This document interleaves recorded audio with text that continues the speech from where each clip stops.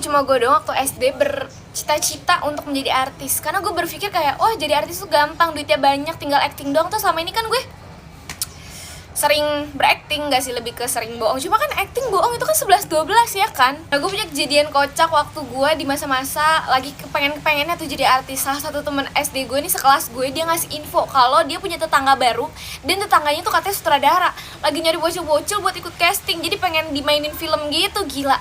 Seketika pas gue denger info dari teman gue, terus gue yang kayak, apakah ini pertanda gitu doa-doa gue selama ini diijabah, walaupun sebenarnya gue menjadi artis tidak didukung oleh mak bapak gue gitu kan. Akhirnya gue bertemu dengan sutradara yang bisa mempromosikan gue menjadi seorang artis terkenal.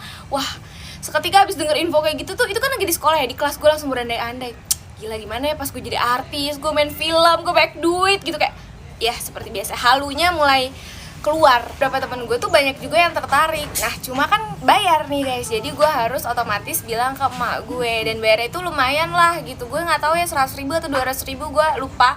Itu karena gue di kelas 4 SD, jadi kayak gue nggak punya uang sama sekali. Jadi otomatis gue harus bilang ke emak gue izin dulu.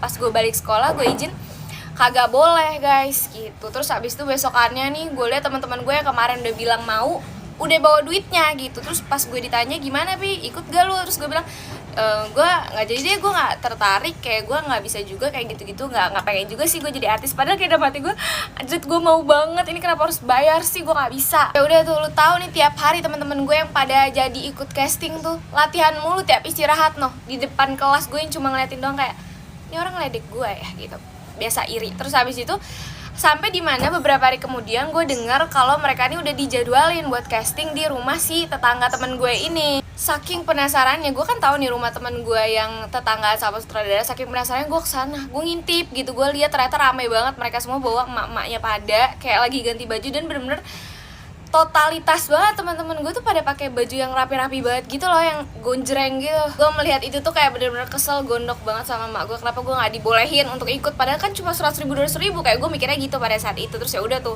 akhirnya beberapa hari kemudian gue kok nggak denger isu-isu casting ini lagi kan. Akhirnya gue tanya sama teman gue, gimana, udah ada yang kepilih buat casting? Terus teman gue bilang nih, yang tetangga dan sutradara, dia bilang iya nih si om ini, gue lupa namanya siapa, om ini lagi keluar kota dulu ngurusin syuting, nanti pas balik baru dia ngasih tahu gimana kelanjutannya. Oh ya udah, beberapa hari sampai beberapa minggu, terus gue denger kabar kalau ternyata tetangganya kabur bawa duit pendaftaran yang 100.000 atau 200.000 itu. Terus gue langsung kayak, gue pengen ketawa gitu, dan gue kayak ngerasa seneng karena gue nurut sama orang. Jadi pelajaran yang harus diambil dari cerita ini adalah nurut kata orang tua.